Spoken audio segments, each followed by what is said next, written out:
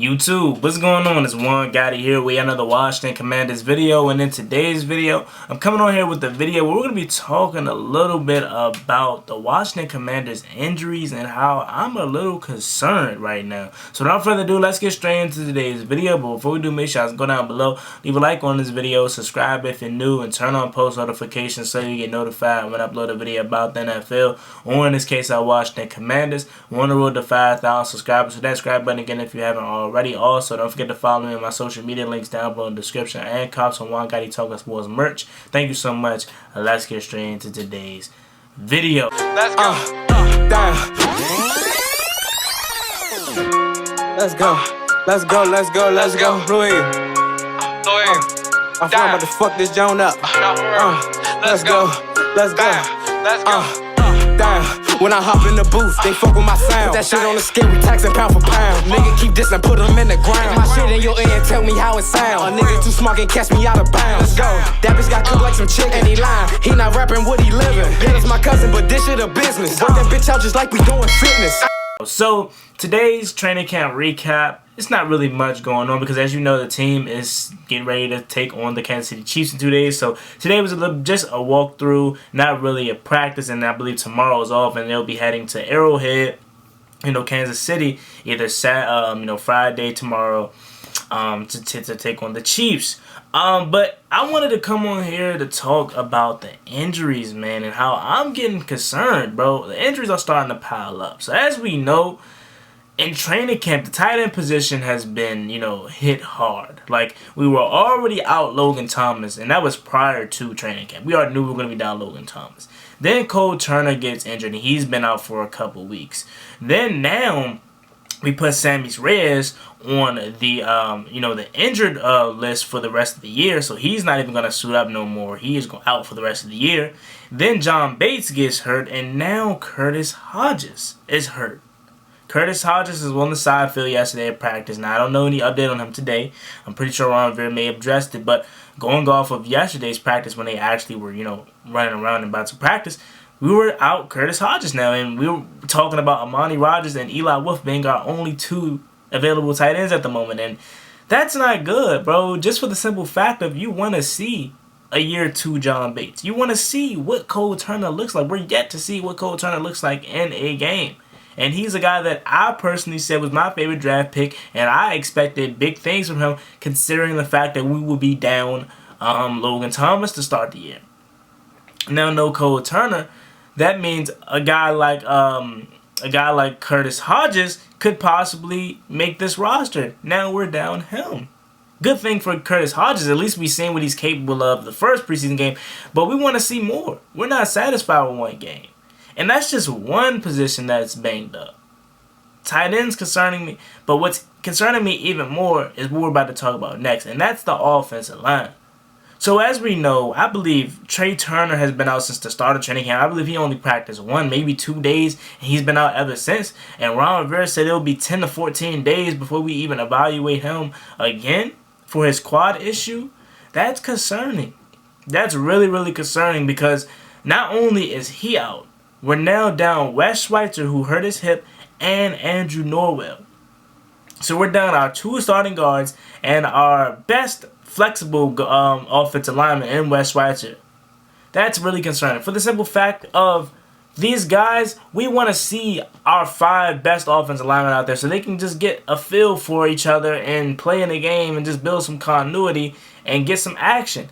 And we may not see that at all this preseason. So the first time we may even see, and notice I say may because Trey Turner could still be dealing with this thing come September. But we may see our starting 5 for the first time out there versus Jacksonville week 1. And I don't know about you, but me personally, that's a little concerning because, yes, I think we should beat Jacksonville. You probably think we should beat Jacksonville, but that's not sleep on that defensive line, man. They got, Josh Allen, who was really, really good last year, and they just spent the #1 overall pick on Trayvon Walker. So they got 2 capable edge rushers that are, very capable of beating us and getting the Carson Wentz, and we may be in some trouble early. Now, I know you'd be like, month 1, calm down, relax. You're still 3 weeks away from kickoff. And you're right. I'm not stressing to the point where I'm, like, super concerned. But I am paying close attention and raising an eyebrow there and like, hey man, that may not look good, but we're still a couple weeks away from kickoff. But I'm just letting you guys know that now. And Curtis Samuel and Trey Turner are two different players, in two different positions. But I'm just saying, remember last year during this time, we thought Curtis Samuel was going to be fine. And, we kept hearing about him missing practice. And we're like, okay, it's just training camp. It's just practice. He should be ready by week 1. All I'm saying is, and I know these are totally two different guys, so you don't even have to go in the comment section and correct me. I know that. I know they're two different players and they play two different positions. But my thing is, don't be surprised if Trey Turner's out, for a couple weeks. Because again, we thought Curtis Samuel was going to be fine. We kept hearing, oh, he's just out, precautionary reason, just taking it slow with him. And then it comes to game time, he gets out there and it tightens up on him again. Now, again, totally two different things. At least Trey Turner was on the side field yesterday. But I'm just letting you guys know, just putting the foundation out there now so you won't be surprised come week 1 if Trey Turner isn't out there. Now, what are we looking at right now with the players that's out there? We're looking at Chris Paul, who Ron Rivera is speak highly of. Sadiq Charles is a guy that is just now getting back from his injury, and he's a guy that I personally, thought we were going to see more out of him. He's going into his 3rd year, and all we know from Sadiq Charles is that he's injured every time. He's always hurt. He's always hurt, man. That's what Sadiq Charles, and I really thought we were going to have something in him. I knew he was too small to play tackle in the league, but I thought maybe he could be a solid guard, and we're yet to see what he can really do at guard because he's not out there enough. One positive thing about this whole situation is, though, we got John Masco, probably our best positional coach, and any combination he seems to put out there, we seem to be fine. So that's the one positive that I can lean on with this whole situation is that John Masco will figure it out. I'm praying he does. But other than that, we're pretty banged up at those two positions, man.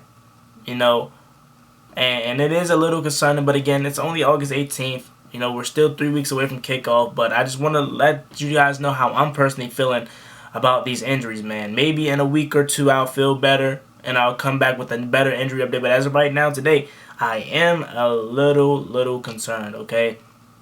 Now, moving on, let's talk about this Antonio Gibson punt return situation or kick return situation, right? So, a lot of people were like, 1, calm down. Brian Robinson is on special teams, 2, stop trying to make a story. And I'm like, I'm not trying to make a story. I'm just putting it out there that I'm a little concerned that Antonio Gibson is on special teams. Why? Because, and shout out to Louis T for saying this on his show, man. He made a good point. He's like, you don't see a Derrick Henry playing on special teams. You don't see a Nick Chubb, Dalvin Cook on special teams, right? So Ron Rivera was trying to say this, we want to see all of our guys on special teams, all our running backs on special teams. That's not true. Why? Because if that was the case, if that was true, Ron Rivera, you would have had Antonio Gibson out there on special teams. This is the very first time we've seen Antonio Gibson out there on special teams, right? And my whole thing was when I was replying to my man Tap King, shout out to Tap King, he was saying that, and I'm like, okay, Brian Robinson's on special teams. Brian Robinson is a 3rd-round rookie. And yes, I know he had a really good preseason game, but he's a 3rd-round rookie as versus your 2-year starting running back in Antonio Gibson going special teams after he then fumbled in a game, and we know fumbling was his biggest issue. That's a little concerning. So now not only was Antonio Gibson running with the 1s, 2s, and 3s and on special teams as a slap blocker or a pass protector or whatever, he is now returning punts or kicks, rather. And I don't know about you guys, man, but Antonio Gibson returning kicks could be a positive thing. Because, as we know in Memphis, he was a really electrifying kick returner. That could be the positive things, that he can be a kick returner that can give us a spark. But the negative is, if we're going to have him as our kick returner, that means his snap count as a running back is going to be lessened. And that could very well be the reality now. They probably seen enough from him and say, hey, man, you fumbled too much. You're still good. We still want you out there running as a running back. But that means he then possibly lost his starting job. Because Antonio Gibson last year would have never sniffed up special teams because he was our primary back.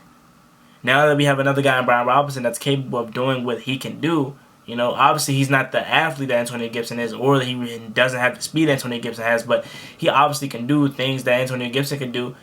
that allows them to be more free with Antonio Gibson to then put him back on special teams.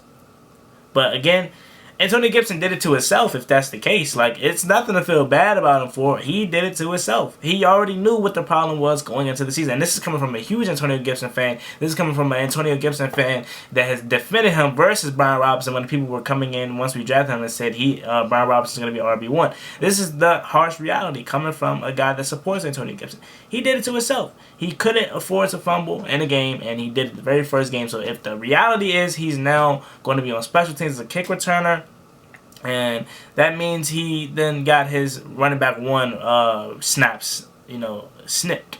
But we'll see. Maybe it's just some things they're trying out in preseason, but I think it's a little bit more than that. But we'll stay tuned. At this current juncture, I still think Antonio Gibson is running back 1 until Ron Rivera says otherwise. But I'll keep you guys posted on that. But it's not really much coming out of Washington today. Just for the simple fact that the team is getting ready to face the Kansas City Chiefs in 2 days. As you guys know, your boy will be live streaming. So make sure you guys come to the live stream and chill with your boy and watch the game with me, and we can top it up and talk about it, what's going on. This is going to be a good game, man. I can't wait to watch. As always, your boy Warren Gotti. Like, comment, subscribe, help to the Washington Commanders. Let me know how you guys are feeling about this video. Are you concerned about the injuries? And what about Antonio Gibson? Let me know what you guys think about this video in the comment section down below. As always, me and boy Warren Gotti. Hell to the Washington Commanders. Like, comment, subscribe. I'm out. Peace. Cost me one time. That's gonna get you popped. Get you popped.